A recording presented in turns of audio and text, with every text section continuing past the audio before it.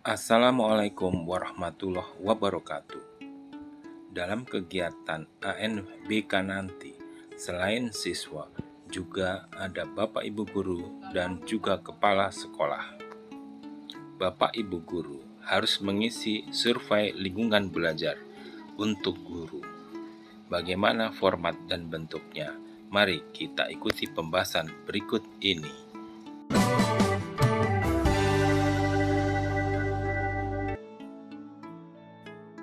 Adapun survei lingkungan belajar untuk guru meliputi komponen yang diukur dalam survei lingkungan belajar adalah iklim keamanan sekolah, iklim kebinekaan sekolah, indeks sosial ekonomi, kualitas pembelajaran, dan pengembangan guru.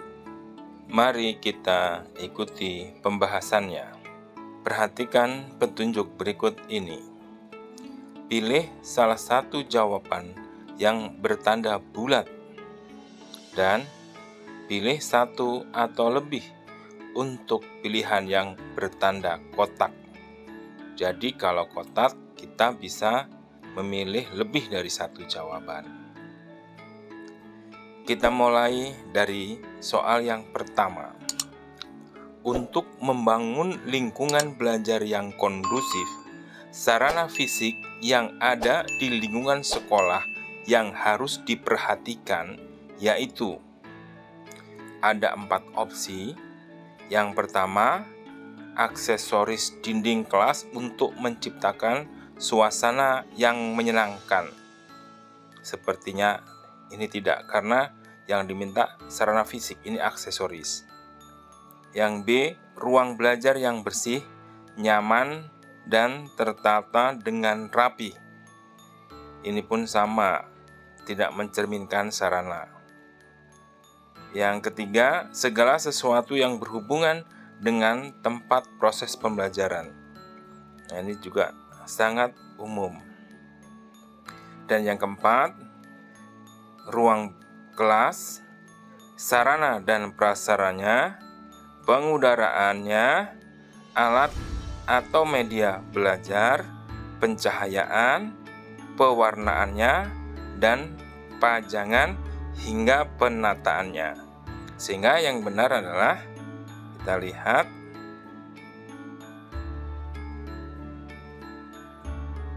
yang dilanggaran adalah yang keempat. Baik, kita lanjutkan ke soal nomor 2. Untuk menumbuhkan minat atau motivasi anak dalam melaksanakan kegiatan belajar, lingkungan belajar harus difasilitasi atau merefleksikan ekspektasi tinggi dalam meraih kesuksesan anak secara individu. Kondisi atau lingkungan pembelajaran yang kondusif wajib diterapkan untuk memaksimalkan kegiatan belajar mengajar. Lalu, bagaimana cara menciptakan lingkungan belajar yang kondusif?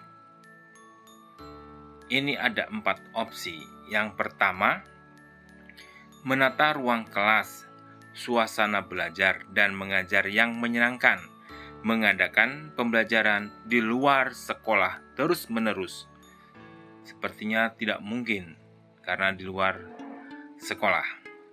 Yang kedua, menata ruang kelas, suasana belajar dan mengajar yang menyenangkan, kerjasama dengan orang tua untuk mengadakan fasilitas di sekolah. Ya, ini juga tidak memungkinkan.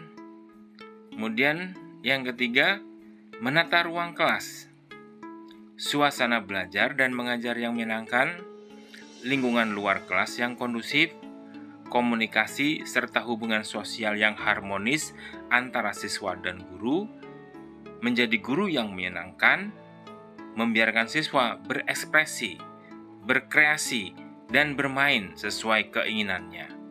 Nah, ini ekspresinya sesuai keinginan, jadi terlalu jauh. Yang keempat, menata ruang kelas, suasana belajar mengajar yang menyenangkan, lingkungan luar kelas yang kondusif, komunikasi serta hubungan sosial yang harmonis antara siswa dan guru, menjadi guru yang menyenangkan, membiarkan siswa berkreasi dan bermain sesuai dengan imajinasinya, dan menyepakati aturan bersama. Nah, inilah kuncinya. Kita lihat. Merah.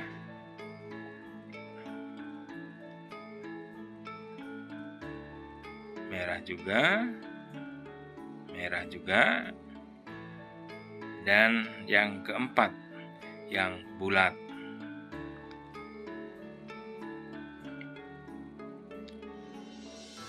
Kita lanjutkan soal yang ketiga.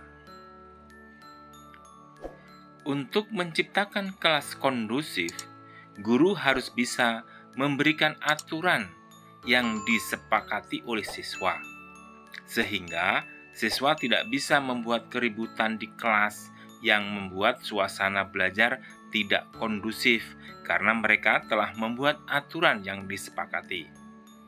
Berikut hukuman ringan yang cocok untuk siswa yang melanggar kesepakatan bersama. Jadi hukumannya apa? Ada 4 opsi. Pertama, membersihkan ruang kelas, menghafalkan materi pelajaran, dan mengerjakan tugas yang belum diselesaikan. Logis. Berdiri di depan kelas, lari keliling lapangan, dan membersihkan kamar mandi. Sepertinya sangat berat. Membayar denda, disuruh keluar kelas, atau disuruh pulang. Ini juga membahayakan. Tidak perlu ada hukuman fisik. Ya, ini juga kurang bijaksana. Kita lihat jawabannya. Nah, ternyata yang pertama. Karena yang kedua merah, 3 merah, dan yang keempat pun merah. Kita lanjutkan soal yang keempat. Apa yang dilakukan guru agar siswa tidak takut merasa salah ketika menjawab pertanyaan atau bertanya kepada guru? Ada 4 opsi. Di antaranya, guru harus bersikap demokratis. Boleh, karena ini kotak, jadi boleh dari 1 jawabannya. Yang kedua, pembelajaran tidak selalu dinilai dari perolehan angka yang tertinggi. Juga boleh. Ketiganya, suasana belajar dan mengajar yang menyenangkan membuat siswa menjadi semangat belajar dan pembelajaran akan lebih bermakna. Juga boleh. Dan yang 4, memberi kesempatan anak yang pandai dan pemberani. Nah, ini sepertinya diskriminatif. Nah, ternyata merah. Kita ikuti soal nomor 5.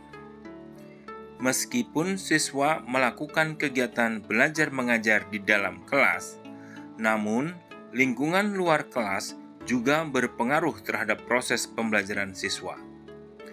Lingkungan luar kelas yang kondusif membuat siswa belajar dengan baik. Namun sebaliknya, jika lingkungan luar kelas tidak kondusif dan terjadi masalah, maka konsentrasi siswa akan terganggu. Bagaimana cara menciptakan lingkungan luar sekolah yang kondusif? Nah, ini ada 4 opsi dan kotak, berarti bisa menjawab lebih dari 1. Yang pertama, kerjasama yang baik antar pihak yang bersangkutan, mulai dari siswa, guru, kepala sekolah, staf, hingga petugas kebersihan. Bagaimana? Oke.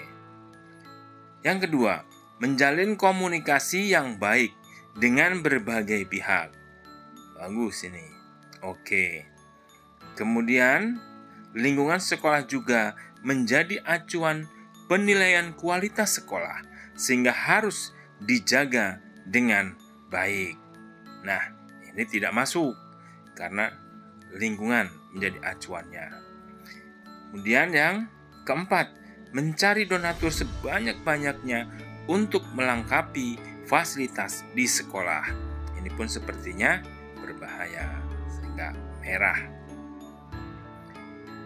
Kita lanjutkan ke soal nomor 6. Salah satu cara membuat lingkungan belajar yang kondusif adalah dengan membiarkan siswa berkreasi sesuai imajinasinya. Apa yang dilakukan guru agar siswa merasa senang dan semangat untuk berkreasi? Nah, ini pun kotak sehingga kita bisa menjawab lebih dari satu. Yang pertama, guru bertindak sebagai fasilitator, mediator, motivator, dan katalisator yang mendukung pembelajaran siswa. Sepertinya oke banget. Yang kedua, guru tidak boleh bersifat otoriter dan menguasai pembelajaran, tetapi guru harus berani memberikan kesempatan kedua untuk siswa terus berkreasi. Cocok banget. Yang ketiga, guru harus memberikan apresiasi kepada siswa yang telah berkreasi. Ya. Nah, ini pun jawabannya sudah 3 kotak semua. Bagaimana yang terakhir? Guru memberikan penilaian secara terbuka. Justru ini tidak dibenarkan karena akan menimbulkan sensitivitas pada anak. Kita lanjutkan nomor 7. Penataan ruang kelas merupakan lingkungan utama untuk menciptakan kegiatan belajar dan mengajar yang menyenangkan. Ruang belajar yang bersih, nyaman, dan tertata dengan rapi akan mendukung pembelajaran lebih baik. Menata ruang kelas merupakan tugas bersama antara siswa dengan wali kelas yang bersangkutan. Pihak sekolah juga bisa berkontribusi untuk penataan ruang kelas yang kondusif. Berikut contoh kegiatan yang dapat dilakukan pihak sekolah. Ada 4 opsi dan ini kotak berarti bisa lebih dari 1. Yang pertama, mengadakan lomba kebersihan kelas secara berkala. Bagus, karena akan terus memotivasi. Kedua, melengkapi sarana prasarana di kelas. Ya, jelas dengan lengkapnya sebuah prasarana akan mudah kelas membersihkan dan membentuk situasi belajar yang nyaman. Ketiga, memotivasi siswa untuk menciptakan ruang kelas yang bersih, rapi, dan nyaman. Pasti itu. Kemudian yang keempat, mengadakan kerja bakti setiap hari Jumat di lingkungan sekolah. Nah, ini hanya hari Jumat, kemudian lingkungannya terlalu luas, yaitu lingkungan sekolah. Sehingga merah. Baik, kita lihat soal nomor 8. Menata ruang kelas bukan hanya menjajarkan kursi dan meja dengan teratur, melainkan melengkapinya dengan administrasi kelas.